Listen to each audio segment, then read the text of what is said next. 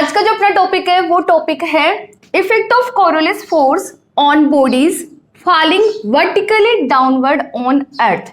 कोई भी body vertically ऊपर से नीचे की ओर गिर रही है तो उसके लिए आपको क्या कैलकुलेट करना है, इफेक्ट ऑफ कोरोलिस फोर्स की वैल्यू यहाँ पे आपको कैलकुलेट करनी है। ओके, सो इसका स्टडी करने से पहले आप इससे रिलेटेड क्वेश्चन देखो कि एग्जाम में क्वेश्चन क्या बनता है इस टॉपिक से। पहले क्वेश्चन राइट डाउन करो। क्वेश्चन क्या बनता है, find the displacement due to effect of Coriolis force. Find the displacement due to effect of Coriolis force on a body falling vertically downward on earth. आपको यहाँ पे क्या कैलकुलेट करना है, डिस्प्लेसमेंट की वैल्यू कैलकुलेट करनी है।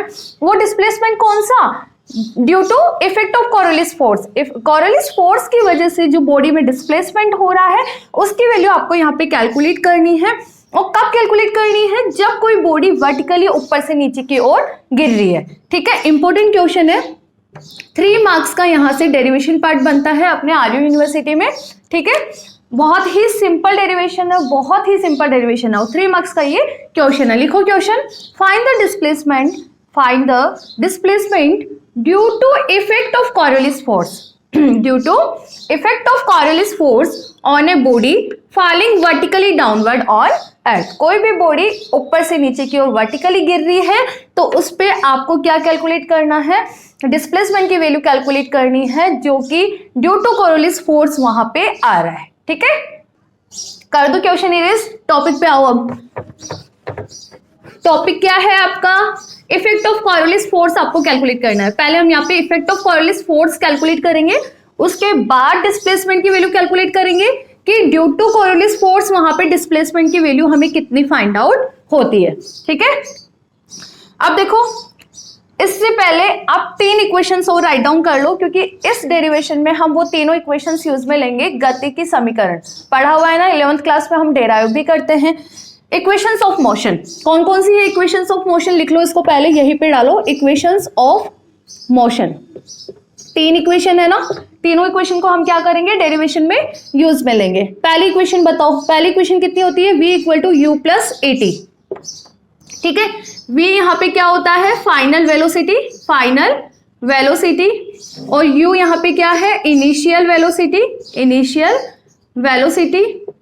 ओके, और a यहाँ पे क्या होता है, acceleration, acceleration. Okay, and t यहाँ पे क्या होता है, टाइम। ठीक है, सो फर्स्ट इक्वेशन कितनी है, v equal to u plus AT। Second equation की हम बात करें, second s equal to UT plus half AT square, and third is v square equal to u square plus 2as। ठीक है, s यहाँ पे क्या होता है, डिस्प्लेसमेंट, इनिशियल वेलोसिटी, और t यहाँ पे टाइम, और यहाँ पे जो a है वो क्या है, एक्सेलरेशन ऑफ बॉडी। तो इस तरह से ये तीनों इक्वेशन भी राइट डाउन कर लो, क्योंकि हम इसमें डेरिवेटिव पार्ट में यूज में लेंगे। लिख लिया आपने तीनों equation, v equal to u plus AT, s equal to UT plus half AT square, and third equation is v square equal to u square plus 2as। ठीक है, अब देखो टॉपिक, अब आते हैं हम टॉपिक पे। जनरली बच्चों का रिव्यूज ऑफलाइन क्लासेस में यही रहता है कि मैम ये चैप्टर टफ लगता है, बट ये चैप्टर टफ नहीं है, सिंपल फॉर्मूले है, और फॉर्मूले में आपको यहाँ पे क्रॉस प्रोडक्ट सिंप्लीफाई करना है। छोटी सी अंडरस्टैंडिंग है और कुछ भी नहीं है, बेसिक से पढ़ो, बेसिक से पढ़ोगे ना तो कुछ भी डिफिकल्ट नहीं लगेगा आपको। देखो इधर, effect of Coriolis force on bodies falling vertically downward on earth. एक बात तो बहुत ही क्लियर है, किसी भी बॉडी को आप ऊपर से नीचे की ओर थ्रो करोगे, ड्यू टू ग्रेविटी हमेशा डाउनवर्ड डायरेक्शन में ही आएगी। तो अब यहाँ पे भी आपको क्या करना है, किसी ऐसी बॉडी पे effect of Coriolis force calculate करना है जिसे आप वर्टिकली ऊपर से नीचे की ओर थ्रो कर रहे हो, और कहाँ पे, अर्थ पे, उस पर effect of Coriolis force calculate करना है। तो क्या करें, कोई बॉडी कंसिडर कर लेते हैं। हमने यहाँ पे कोई बॉडी कंसिडर कर ली जिसका मास क्या है, m। ठीक है, इनिशियली यहां से हमें थ्रो करना है। ठीक है, इनिशियली पॉइंट में ये लेके चल रहा हूँ, इनिशियल पॉइंट जहां से मुझे बॉडी को थ्रो करना है, उसका मास हमने डिफाइन कर दिया कि बॉडी का मास क्या है, m है।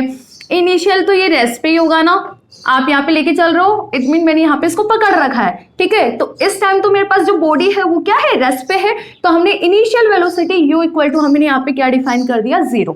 इनिशियल वेलोसिटी यहाँ पे क्या होगी, 0। ना ऊपर से नीचे की ओर आप यहाँ पे थ्रो करोगे ना, तो हम यहाँ पे अर्थ पे कोई लेके चल रहे हैं, ऑरिजिन हमने यहाँ पे डिफाइन कर दिया। अब आप इस बॉडी को h हाइट से थ्रो कर रहे हो, कहाँ से थ्रो कर रहे हो, h हाइट से थ्रो कर रहे हो। तो मैंने इस हाइट को डिफाइन कर दिया किससे, स्मॉल h से। ना आप इस बॉडी को वर्टिकली डाउनवर्ड थ्रो करोगे तो किस तरह से आएगी, बॉडी इस तरह से आएगी अर्थ पे, किस तरह से, इस तरह से, ठीक है।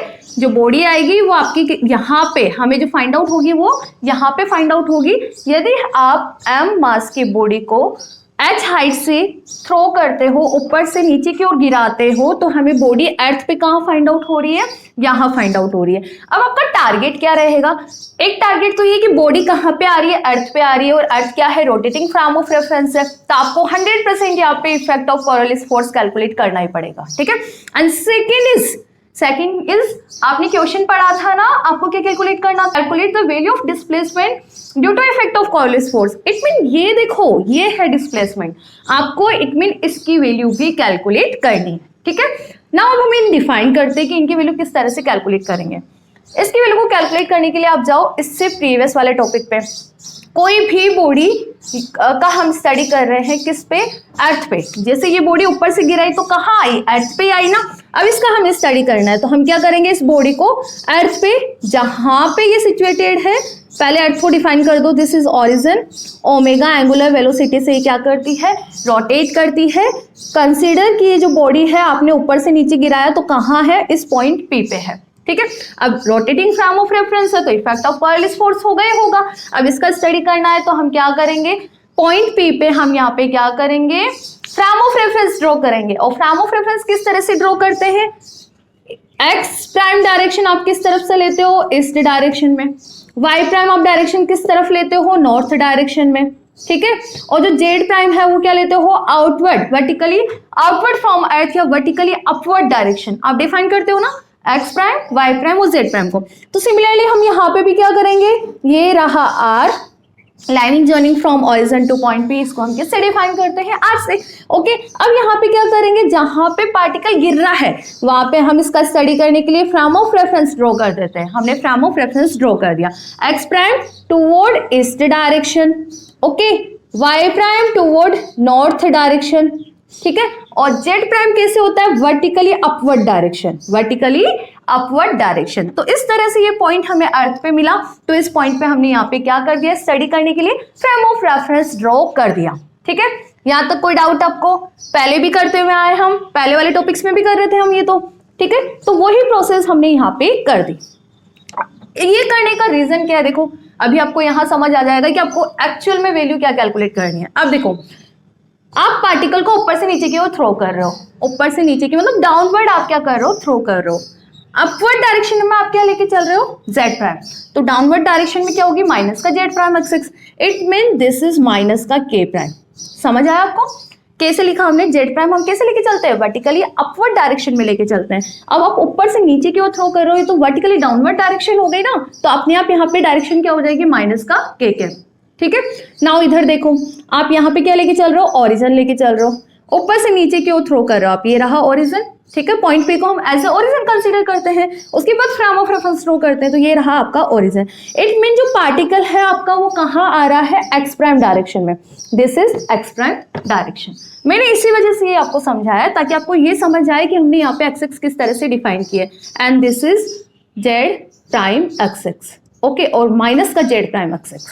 क्यों, क्योंकि आप नीचे की ओर पार्टिकल को थ्रो कर रहे हो। जब हम वर्टिकली ऊपर की ओर थ्रो करते हैं या वर्टिकली ऊपर की ओर फेंकते, तब आप क्या बोलते हैं, के प्राइम डायरेक्शन, या फिर हम क्या बोलते हैं, जेड प्राइम एक्सिस बोलते हैं। तो ये समझ आया कि यही फंडा है, उसके बाद तो हमें कुछ भी नहीं करना, सिंपल कोरियोलिस फोर्स की फॉर्मूले को सिंप्लीफाई करना है। तो ये समझ आना चाहिए आपको कि यहाँ पे हमने क्या किया।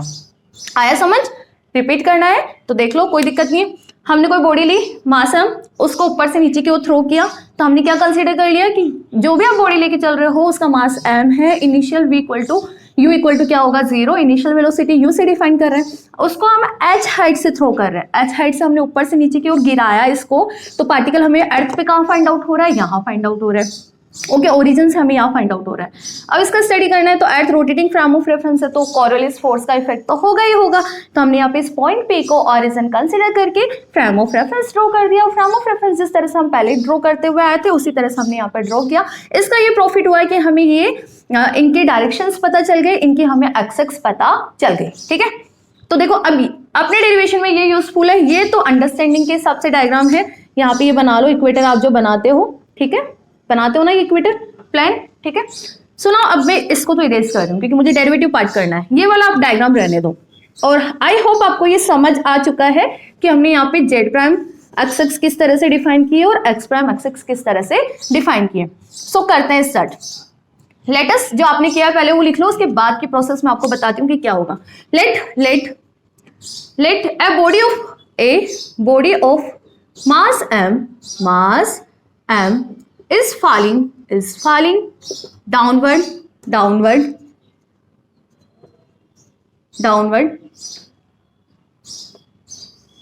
from height h. A body of mass m is falling downward from a height h due to gravity, ठीक है। ग्रेविटी की वजह से ही तो हर एक बॉडी नीचे की ओर आती है। So after T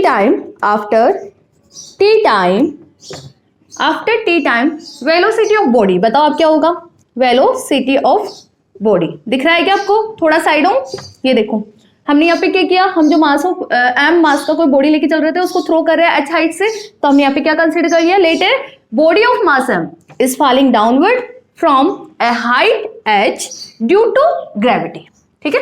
and after t time velocity of body, अब टी टाइम के बाद आपको इस बॉडी की वेलोसिटी देखनी है, तो कैसे फाइंड आउट करें। अभी हमने गति की इक्वेशंस लिखी थी ना, गति की इक्वेशंस में से हम एक इक्वेशन को यूज में लेते हैं, कौन सी वाली, v equal to u plus a t. यहां से हम फाइनल वेलोसिटी अभी निकाल लेंगे कि टी टाइम के बाद वेलोसिटी क्या होती है। अब देखो आप इनिशियल वेलोसिटी कितनी लेके चल रहे हो, 0 लेके चल रहे हो, it mean v equal to कितना आ गया 0, प्लस ऊपर से नीचे की ओर थ्रो कर रहे हो due to gravitational force, body कहाँ आ रही है, डाउनवर्ड डायरेक्शन में आ रही है, तो यहाँ पे एक्सेलरेशन पे आप क्या लेके चलोगे, ग्रेविटेशनल एक्सेलरेशन। तो हमने यहाँ पे किससे डिफाइन कर दिया, ग्रेविटेशनल एक्सेलरेशन जी से डिफाइन कर दिया। टी यहाँ पे क्या है, टाइम, वेलोसिटी वेक्टर क्वांटिटी है, इट मीन आपको यहाँ पे डायरेक्शन शो करना पड़ेगा। ऊपर से नीचे की ओर थ्रो कर रहे हो, अपवर्ड डायरेक्शन जेड प्राइम लेके चल रहे थे, नीचे की ओर थ्रो कर रहे हो तो डायरेक्शन क्या आएगी, माइनस का के प्राइम। ओके, सो यहाँ पे वेलोसिटी की वैल्यू कितनी आ रही है, माइनस जी टी के prime. This is equation number 1, लिख लो इसको।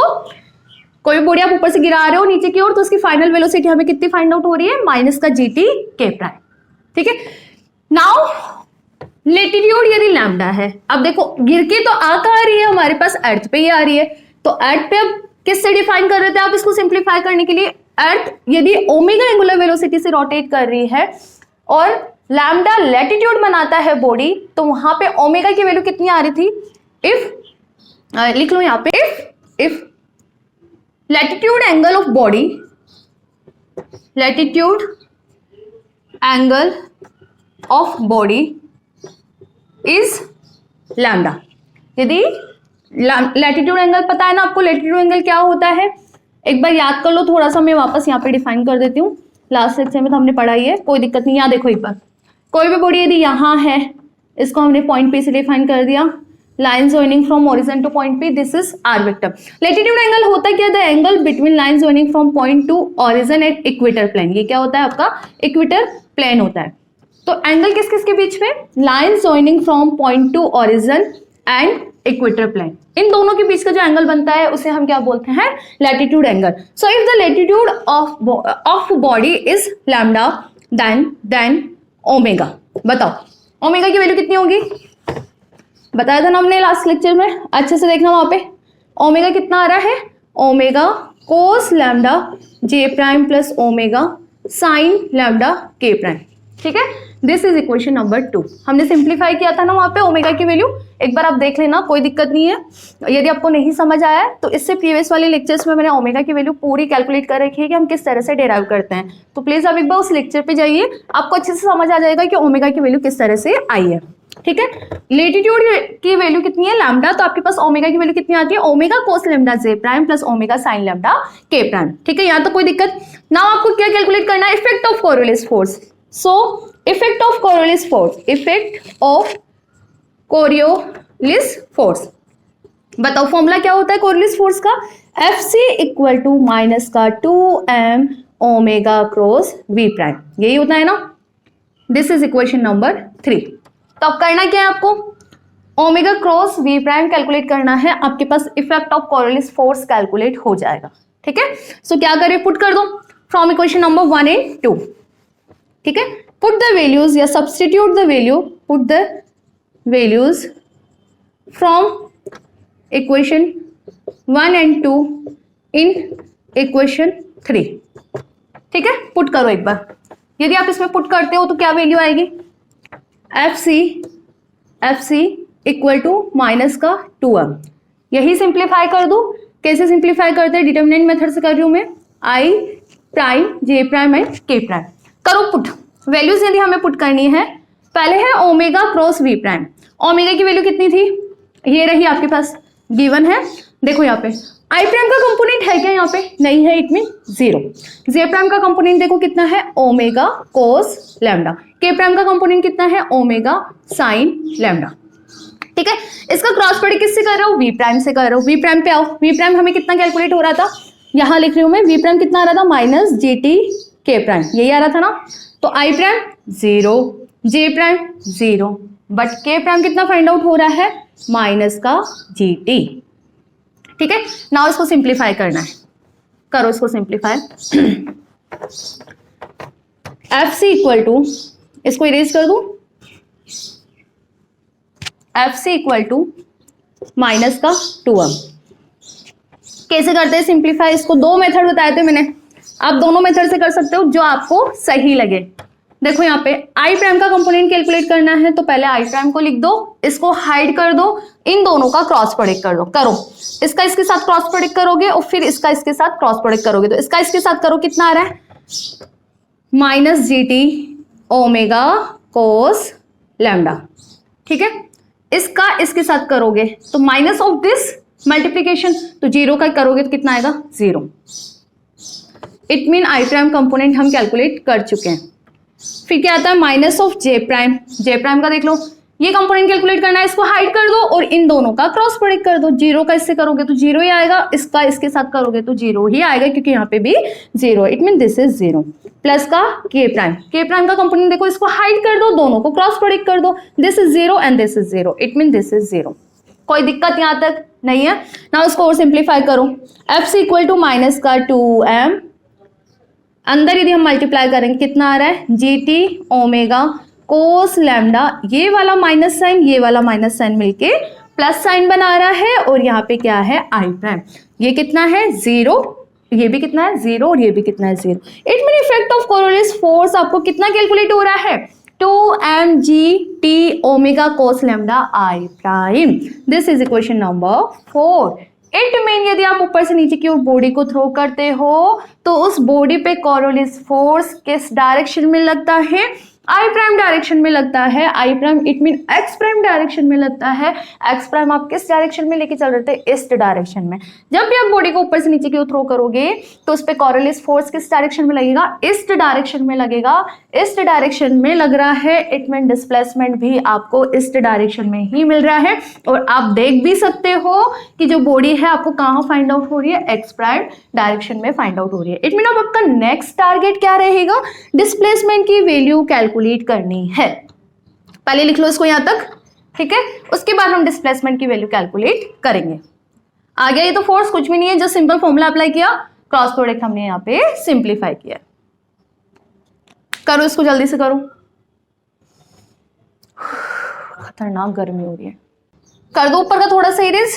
देखो अब फोर्स हमने कैलकुलेट कर लिया। Now we calculate value of displacement. Effect of Coriolis force आपका आ गया, कितना आ रहा है ये value. So now we calculate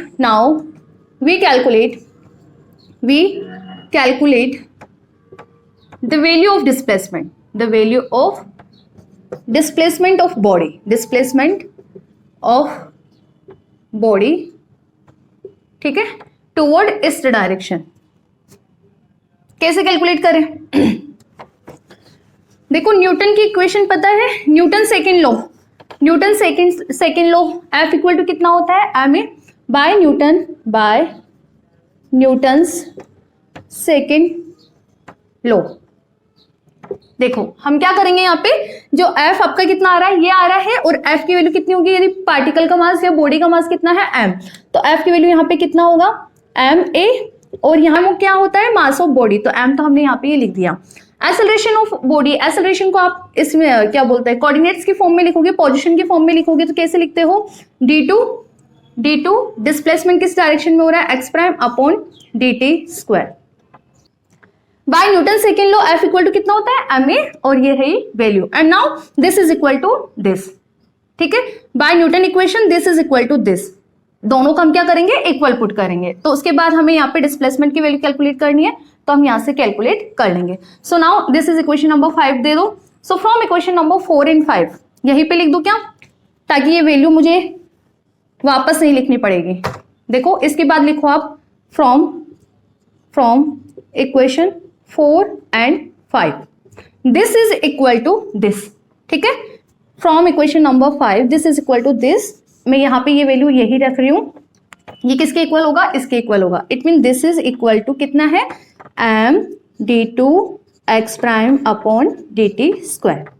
समझ आया क्या? देखो पहले यहां तक कोई दिक्कत थी नहीं, इफेक्ट ऑफ कोरियोलिस फोर्स हमने कैलकुलेट कर लिया। अब आपको क्वेश्चन में तो डिस्प्लेसमेंट कैलकुलेट करना है ना, तो हमने क्या किया, now we calculate the value of displacement of body, की इस बॉडी का डिस्प्लेसमेंट कितना हो रहा है इस डायरेक्शन में। तो हमने क्या किया, यहाँ पे न्यूटन सेकेंड लॉ अप्लाई कर दिया कि कोई भी बॉडी मास m है और एक्सेलरेशन a है, तो f की वैल्यू कितनी होती है, ये होती है, ठीक है।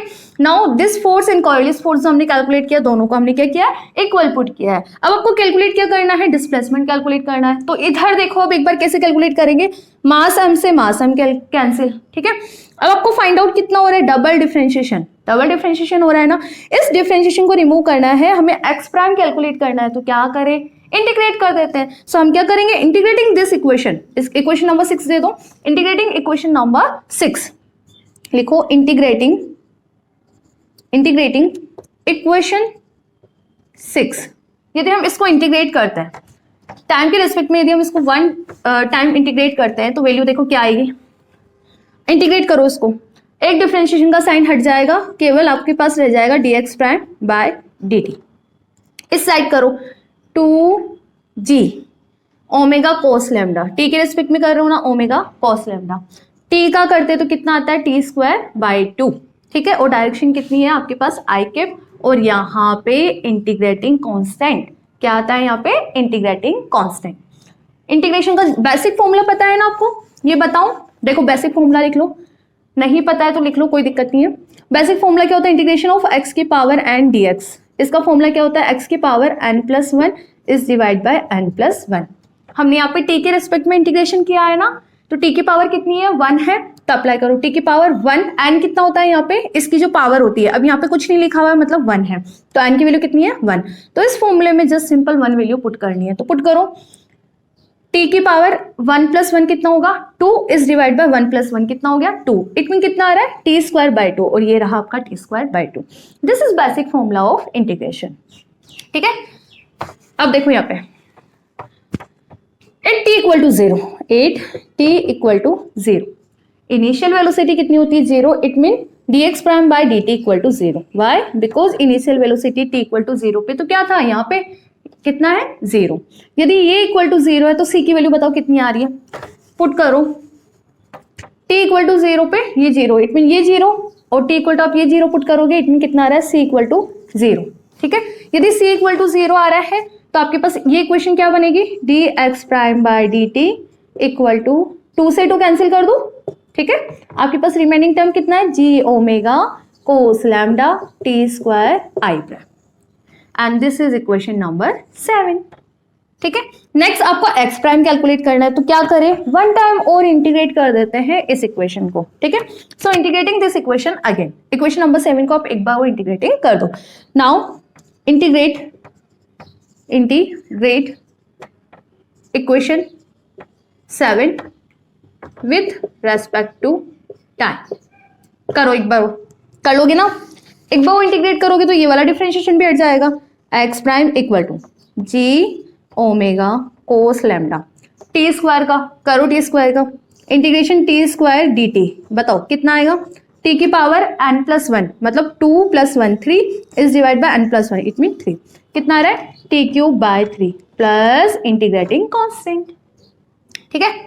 So now again at t equal to 0, at t equal to 0, displacement तो होगा ही नहीं ना, क्यों, वो तो रेस्ट पे है particle, it mean ex prime कितना आएगा 0।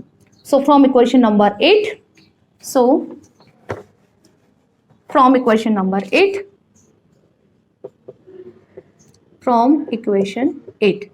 बताओ कितनी वैल्यू आ रही है एक्स प्राइम की, एक्स प्राइम कितना आ रहा है 1/3 G omega cos lambda T cube और सी प्राइम तो कितना हो गया 0 और डायरेक्शन इज आई प्राइम, ठीक है। This is value of ex prime, आपको एक्स प्राइम कैलकुलेट करना था ना, ये रहा एक्स प्राइम कितना आ रहा है 1/3 G omega cos lambda T cube I prime, okay. So अब हमें क्या करना है, इसको एच की फॉर्म में कैलकुलेट करना है। ये तो हमने डिस्प्लेसमेंट कैलकुलेट कर लिया, ये जो टाइम के फॉर्मेशन में गिवन है ना, अब मुझे इसकी वैल्यू एच की फॉर्मेशन में कैलकुलेट करनी है। तो क्या करें, इक्वेशन ऑफ मोशन यूज में ले लेते हैं। इक्वेशन ऑफ मोशन कौन सी, now by equation of motion S equal to कितना होता है ut plus half at square, इसको इक्वेशन नंबर 8 है ना, इसको इक्वेशन नंबर 9, ठीक है। हम क्या करें, इक्वेशन नंबर 9 को, आंसर तो आ गया आपका, लेकिन किसकी फॉर्मेशन में आया, टी की फॉर्मेशन में आया, मैं किसकी फॉर्म में निकाल रही हूँ, एच की फॉर्म में। इसके लिए हमने इक्वेशन ऑफ मोशन यूज में लिया, एस इक्वल टू कितना है ut plus half at square, S क्या है यहाँ पे एच, u इनिशियल वेलोसिटी 0, ठीक है, कितना आ रहा है प्लस हाफ at स्क्वायर। तो यहां से टी की वैल्यू कैलकुलेट करो, कितना आएगा टी कितना आ रहा है यहाँ पे, ए यहाँ पे क्या होता है एक्सेलरेशन ऑफ बॉडी, इसको आप क्या लिख सकते हो, जी भी लिख सकते हो ना, तो टी स्क्वायर कितना आ रहा है 2h अपॉन जी, ए यहाँ पे क्या है जी तो है, सो टी की वैल्यू कितनी आ रही है यहाँ पे, टी इक्वल टू आपके पास कितना आ रहा है √2h बाय जी। तो अब यहाँ पे क्या करेंगे, टी को हम रिप्लेस कर देंगे इससे। So from equation number 9 and 10, from equation number 9 and 10 यहाँ पे क्या करना है आपको, जस्ट टी की वैल्यू ये पुट करनी है। So put equation number 3 in equation number 10, equation number 9, put equation 10 in equation 9, करो। टी की वैल्यू यदि हम पुट करते हैं यहाँ पे, तो टी क्यूब है और ये क्या है टी की, इसको इस तरह से लिख सकते हो ना, आप समझते हो ना, √2h बाई जी की पावर कितनी होती है 1/2, ठीक है। इतने छोटे बच्चे भी नहीं हो आप, फर्स्ट ईयर के बच्चे हो, ठीक है। टी क्यूब है, इट मीन इसको आप यहाँ पुट करोगे तो इसकी वैल्यू कितनी आ जाएगी 2h बाई जी की पावर क्यूब था और यहाँ 1/2 है, it mean this is 3/2 and ये रहा आई प्राइम, ठीक है। And this is equation number 11। So this is value of displacement of body due to effect of Coriolis force, और किस डायरेक्शन में है, टुवर्ड ईस्ट डायरेक्शन में। This is a final answer, और एग्जाम में many of time ये question repeat किया गया है, और यदि ये फॉर्मूला डायरेक्ट पूछ लेता है कि इस फॉर्मूले को डेराइव करो, नहीं तो जो मैंने क्वेश्चन आपको लिखवाया है वो डायरेक्ट क्वेश्चन एग्जाम में पूछ लेता है। लिख लो इसको और यदि हम सिंप्लीफाई करें तो किस तरह से लिख सकते हैं, एक्स प्राइम इक्वल टू, ये कितना है 3/2 है, 3/2 में से यदि मैं 1 वाली वैल्यू बाहर निकाल दूं और 1/2 अंदर रहने दूं, तो देखो यहाँ पे कितना निकलेगा, 2 बाहर, h बाहर, g, ठीक है, और 1/3 ऑलरेडी है, g ओमेगा कोस लैम्डा, अंदर क्या वैल्यू रह जाएगी 2h बाई जी की पावर 1/2 और i प्राइम। x प्राइम कितना आ रहा है, कर लो सिंप्लीफाई, जी से जी कैंसिल हो रहा है, 2h by 3 omega cos lambda 2h by G की power 1/2 i cap. This is your final answer. तो देखो इस फॉर्मेशन में पूछ सकता है और इस फॉर्मेशन में पूछ सकता है, कुछ भी नहीं, बस इसको आगे एक स्टेप और हमने सिंप्लीफाई किया है। तो इस तरह से किसी भी बॉडी को आप ऊपर से नीचे की ओर वर्टिकली थ्रो करते हो तो किस डायरेक्शन में डिस्प्लेस होती है, इस डायरेक्शन में डिस्प्लेस होती है, और उसकी वैल्यू कितनी आ रही है 2h/3 omega cos lambda 2h/g⁻², I prime, और आई प्राइम किस चीज को शो कर रहा है, इस डायरेक्शन को शो कर रहा है। Thank you.